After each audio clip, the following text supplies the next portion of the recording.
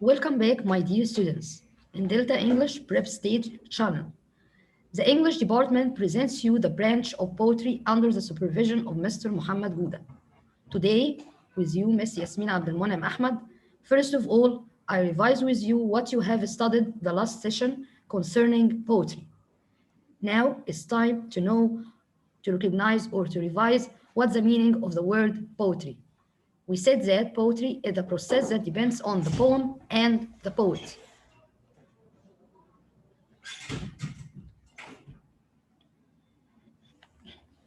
يعني قلنا إن عملية الشعر بتعتمد على البوم القصيدة والبوت اللي هو الشاعر. Now let's move on to the figures of speech.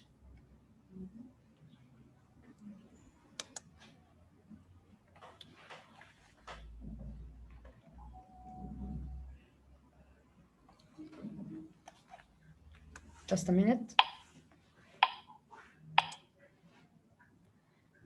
Okay, we have a lot of figures of speech in poetry like alliteration and repetition, metaphor and simile, personification and contrast.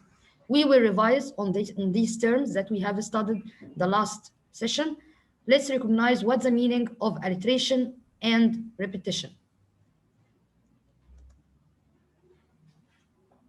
Okay, as we said before, alliteration is the use of the same beginning consonant sound in a line or verse. For example, when I say Peter Piper picked a peck of pickled pepper. So we have here the repeated sound at Peter Piper picked a peck of pickled pepper.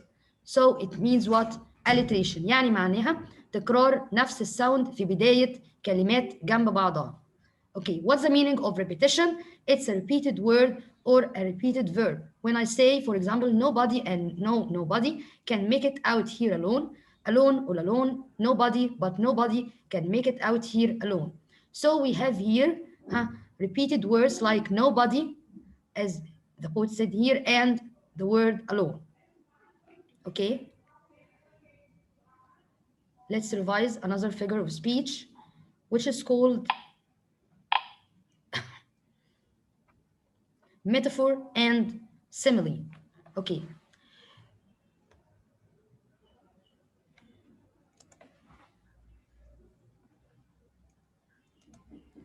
What's the meaning of the word metaphor?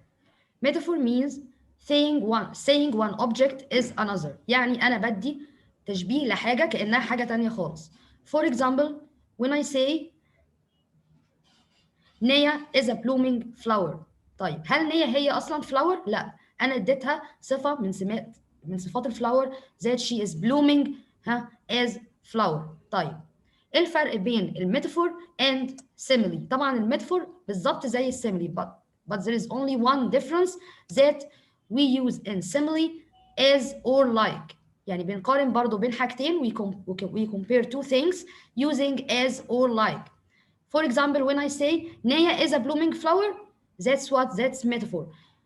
But if I said Naya is blooming as a blooming flower, so there is here what? There is here a simile. So for example, when I say babies are like angels, أنا بشبه هنا البيبيز إن هم زي الإيه؟ الangels. So the poet here used what? He used what? Like. So I compare between two things using as or like, so it's called simile. If I eliminate as or like, so it will be what? It will be metaphor. Okay? Let's move to another figure of speech, which is called personification. Okay, what's the meaning of the word personification? It comes from what? It comes from person. That you make an object is like what? Is like a person. يعني أنا بشخص حاجة بديها سمات شخصية. سمات إيه؟ صفات شخصية أو صفات شخص. هل هي شخص؟ لا. So it means giving human qualities to an object or animal. For example, when I say the snow whispered. يعني الجليد بيعمل ايه؟ بيهمس. هل الجليد بيهمس؟ لا. انا اديته هنا صفات شخصيه. الويسبرنج ده from ايه؟ from human being. ده بيجي من from humans، بيجي من الناس، من الاشخاص. لكن انا اديته هنا صفات الاشخاص ان هو ايه، ها السنو is like ها the humans in whispering. Okay, let's move to the last figure of speech, which is called what? It's called contrast. What's the meaning of the word contrast? It means the use of opposite words or ideas. For example, when I say plowing here and plowing there، أنا استخدمت حاجتين، كلمتين عكس بعض. استخدمت إيه؟ Here and there. So it's called what? It's called contrast. Another example, when I say up and down and everywhere, there is here a contrast between up and down. يعني تضاد، عندي كلمتين عكس بعض أو فكرتين عكس بعض. Okay? Let's revise what's the meaning of rhyme scheme. Okay, what's the meaning of rhyme scheme? That you should look at the last word at every line. For example, when I say Mary had a little lamb, its fleece as white as snow, and everywhere that Mary went, the lamb was sure to go. طيب هنبص هنا لإيه؟ You should look at the last words at every line. For example, the word lamb. Lamb will take letter A. Snow. Okay. Is snow in its sound is like lamb? No, it's different from the sound. مختلفة عن الساوند اللي قبليها اللي هو بتاع lamb. So it will have letter B. طيب went. Went is different from lamb and snow in the rhyme. So it will take letter C. Go is similar to snow. يعني زي snow. So it will have what? Letter B. So what's the meaning of rhyme scheme? It means a rhyming pattern that's created at the end of lines of poetry. يعني بنبص في كل كلمة الكلمات الأخيرة في كل لاين وبنشوف يا ترى إيه الرايم بتاعتها. أول خالص كلمة بتاخد إيه؟ letter A. لو عندي الكلمة اللي بعديها في السطر اللي بعديها مختلفة عنها في الساوند بتاعها يبقى تاخد letter B. لو اللي بعديها مختلفة عنها so it will take letter C. Okay. Now, let's move to our poem today. What is the meaning? And now let's move to our poem today, which is entitled what? Yes, it's entitled Day. So the poem that we will study this year is called what? It's called Day. Okay, we will identify the poet. Who is the poet of this poem؟ يعني هنشوف مين هو الشاعر اللي كتب البوم. You should try to know these pieces of information. Okay.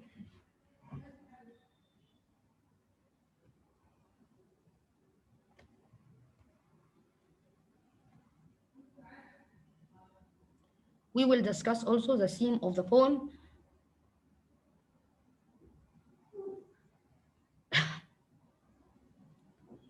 How many stanzas?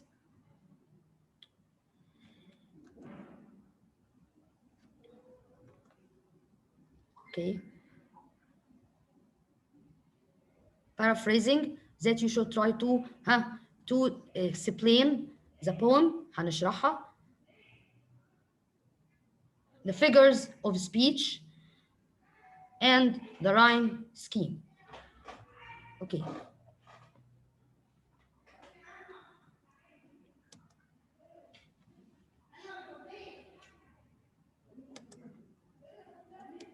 Now, let's know what is the name of the poem. As we said, the name of the poem is Day. What is the name of the poet? مين هو الشاعر اللي كتب القصيدة؟ He is Sir Cecil Spring Rice. First of all, we will try to know who is Sir Cecil Spring Rice. Okay? He was the second son of the Honorable Chase Spring Rice. He began his education at Eton and later studied at Balliol College in Oxford. He became a clerk in the War Office and the Foreign Office. He became Assistant Private Secretary to the Earl of Rosebery in 1885.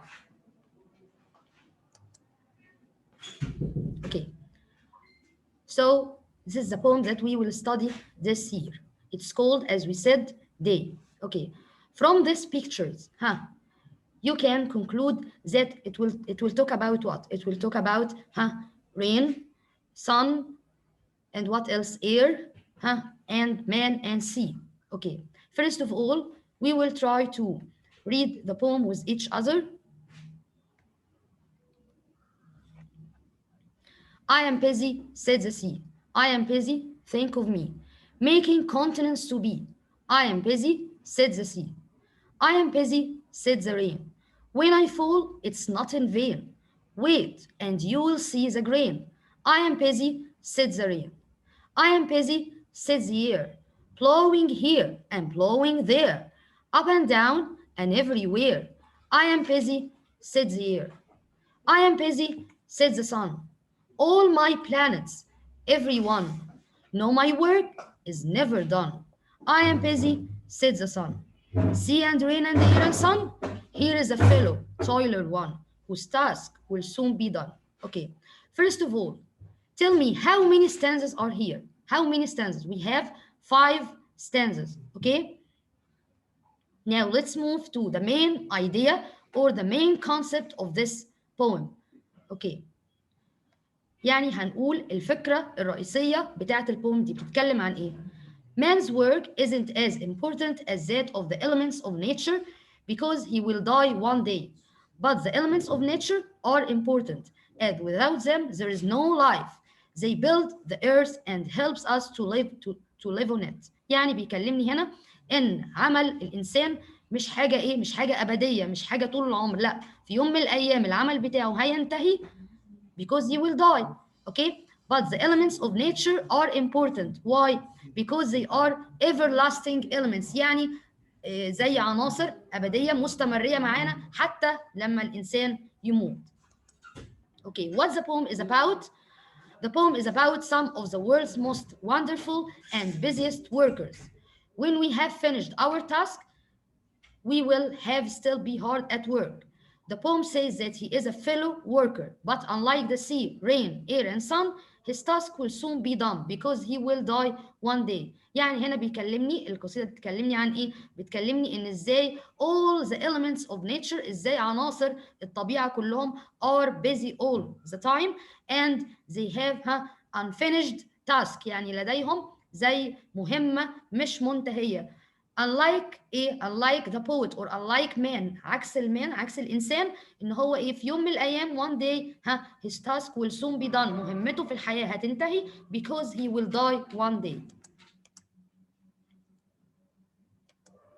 Okay, now let's move to the first stanza. Okay, from this picture what can you see here? Yes, we can say here see. Okay, let's read the first stanza. I am busy, said the sea. I am busy, think of me. Making continents to be. I am busy, said the sea. Okay, we will handle in this stanza. How can we paraphrase this stanza? هنقول ازاي هنشرحها. The figures of speech, الجماليات الشاعر استخدمها في الستانزا دي. And what else? And the rhyme scheme. We rhyme scheme that's the ending rhyme at every what? At every word. طيب. So what are the figures of speech here? We have here what? When I say I am busy, so it's what? It's called personification. What else? We have also alliteration. What's the meaning of alliteration? It is the repeated sound at every word. Like when I say said and see. Okay. Let's handle these details. Okay. We have here figures of speech like personification. When the poet said I am busy, said the sea. يعني لما قال الشاعر I am busy هل هنا البحر السي هو فعلا مشغول؟ لا، هو هنا اداه صفات او سمات شخصيه اللي هي بتاعه الانسان اللي هو he is busy. So the poet is giving the sea the human ability to talk about itself. He personifies the sea so that it can describe its job. Okay. We have also paraphrase. Paraphrase means what? It means explain. يعني ما يقول لك اشرحي أو يقول لك اشرح اللاينز دي. The poet talks about the sea and the work it does. the sea is very busy. It builds up the continents on which we live. يعني بيكلمني ازاي البحر مشغول طول الوقت بيعمل ايه؟ بيحاول يعمل القارات اللي احنا بنعيش ايه فيها. اوكي. We have also another figure of speech which is called alliteration. Okay, let's remind what's the meaning. Let's remember what's the meaning of alliteration. Alliteration means the repetition of the same sound at the beginning of the word. Like when I say said and see, said, see. So it has the same beginning sound, which is S. So there is S sound, which is repeated in said and see. Okay. What is the rhyme scheme here? Okay.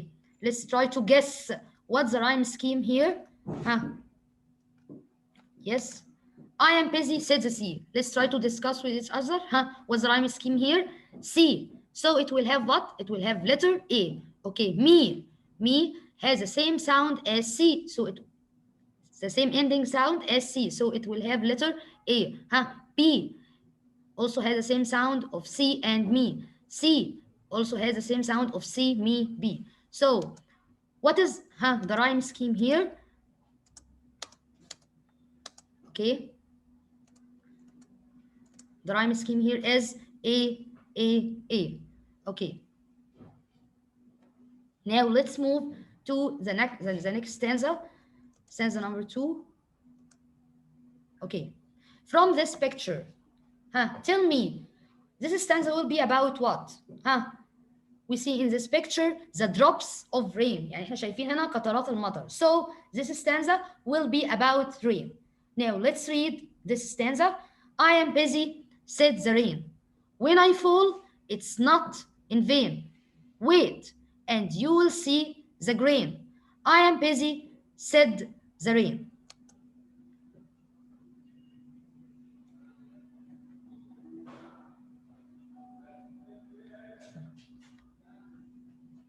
Okay, just wait.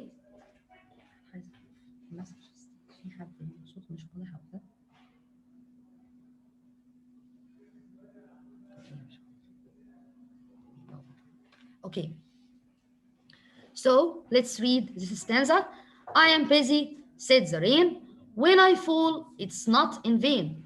Wait, and you will see the grain. I am busy, said the rain. هنا الرين هنا ايه بيتكلم بيقول ايه I am busy يعني انا مشغول. When I fall, it's not in vain. لما بسقط على الارض مش بيبقى سقوطي ايه useless. No, it's in vain. بيبقى بفائدة. Wait and you will see the grain. يعني انتظر وهتشوف الكروبس المحاصيل الويت القمح هتشوف الايه الحبوب اللي بتطلع. I am busy, said the rain. طيب. As we said, we have here a lot of elements that we will try to paraphrase. What's the meaning of paraphrase? To explain the lines. Okay, we will discuss also the figures of speech اللي هي الجماليات اللي الشاعر استخدمها. We will discuss also what else? The rhyme scheme. What's the meaning of rhyme scheme? قلنا اللي هي the ending sound at every word. طيب. Now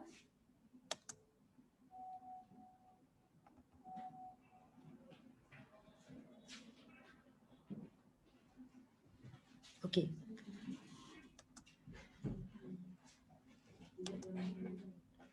So we will paraphrase this stanza.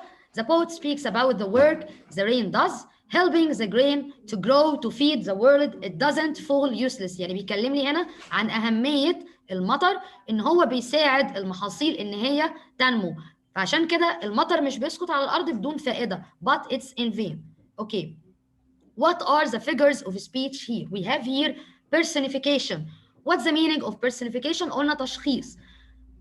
Like when the poet said, I am busy, said the rain. So the poet personifies the rain as a person who talks about himself who is busy. Okay? Okay.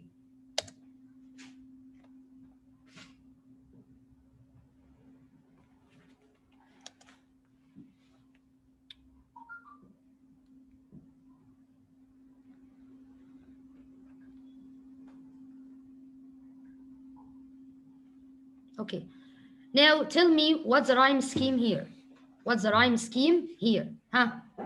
When I say I am busy, said the rain. يا ترى الرايم scheme هنا هتبقى ايه؟ Rain, it will take letter B. Okay. Vein it has the same ending sound as rain, so it will take also letter B. Grain is like vein and rain, so it will have the same sound.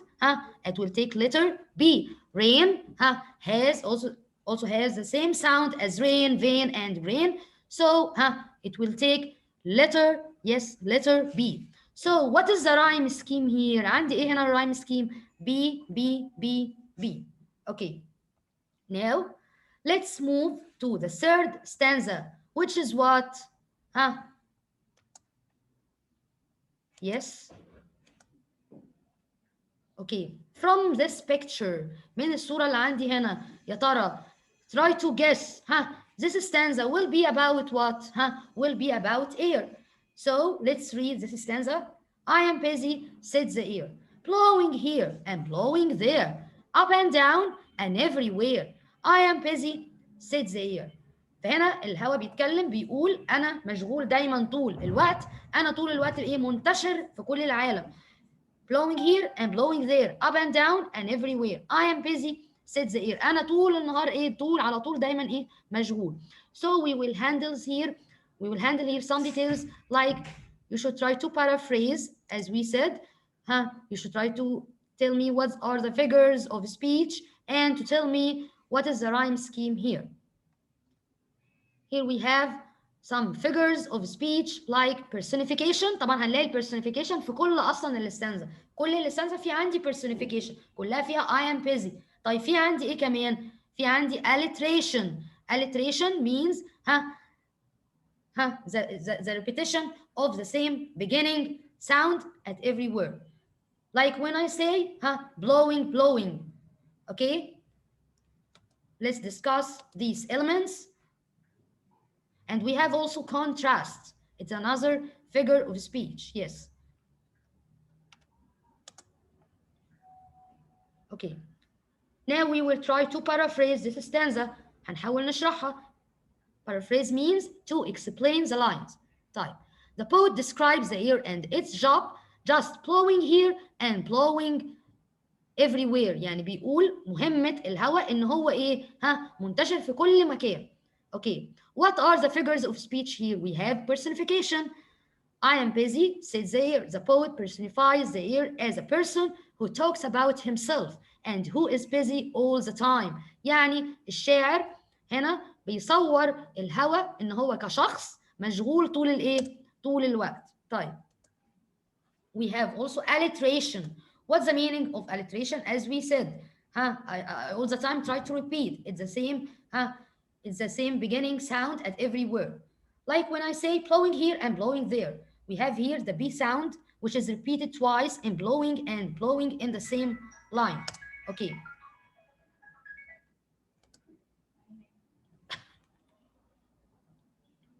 We have also another new figure of speech. لسه محسن جديد هناخده، أول مرة ناخده النهارده في البوم اللي هو إيه؟ contrast. قلنا ال contrast means opposite ideas or opposite words. Okay? Like what? When I say up and down and everywhere. In this line, up and down are opposite. So it's called what? It's called contrast. Okay? Now, tell me what is the rhyme scheme here? What is the rhyme scheme here? Okay, let's try to remember. Yes. Tell me here. When I say I am busy, said the air, so it will have letter C. There is like air. Everywhere is like there. So the rhyme scheme here is what? Is C, C, C.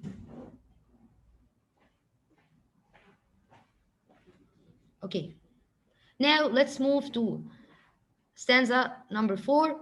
I am busy, said the sun. All my planets, everyone, know my work is never done. I am busy, said the sun. We will handle here a lot of things like paraphrasing, figures of speech, and the rhyme scheme. As we see here, the sun is busy all the time. It tried to organize the movements of the planet so its work is never done. Okay, so we have here personification and alliteration. First of all, we will try to paraphrase this stanza. The sun has an important job to do, and all the planets know this, as their journey around the sun is endless. So its job is endless. So it never finish its work. If there was no sun, nothing would exist. يعني بيقول لي هنا طول الوقت الشمس بتعمل ايه؟ بتحاول تنظم حركة الايه الكواكب حواليها. لو ما فيش شمس ما فيش اي حاجة في الكون هتكون ايه موجود. طيب. We have here the figures of speech like personification, like when I say, I am busy, said the sun. The poet personifies the sun as a person who talks about himself and who is busy all the time. We also have alliteration. I am busy, said the sun. We have the same repeated sound as said and sun. So the S sound is repeated in said and in sun. Okay.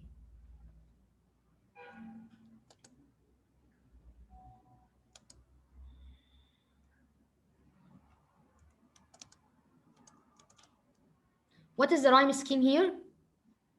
Let's try to guess. Tell me what is the rhyme scheme here? At this stanza number 4. Yes, I am busy, said the sun, all my planets. And everyone know my work is never done. I am busy, said the sun. So we have here the rhyme scheme D, D, D, and D. Okay.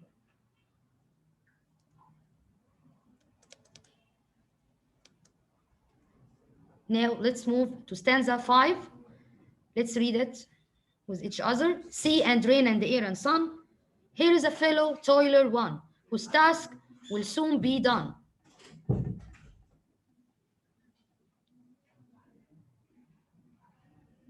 Okay. So we will hand here paraphrasing the rhyme scheme and the figures of speech.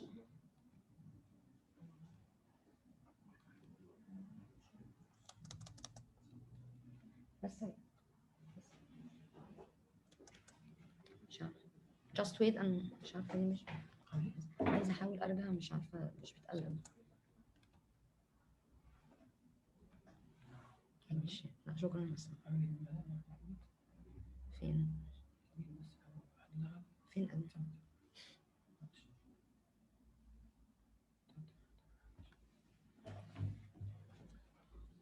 Okay, so we'll handle here a lot of elements like paraphrase, the figures of speech, and the rhyme scheme. Okay.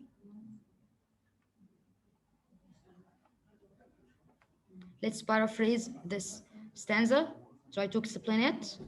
The poet here says that he is a fellow worker, but unlike the sea, rain, air, and sun, his task will soon be done because he will die one day.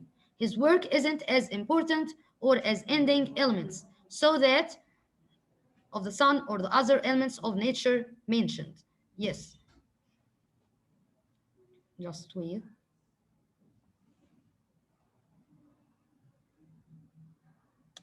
Okay.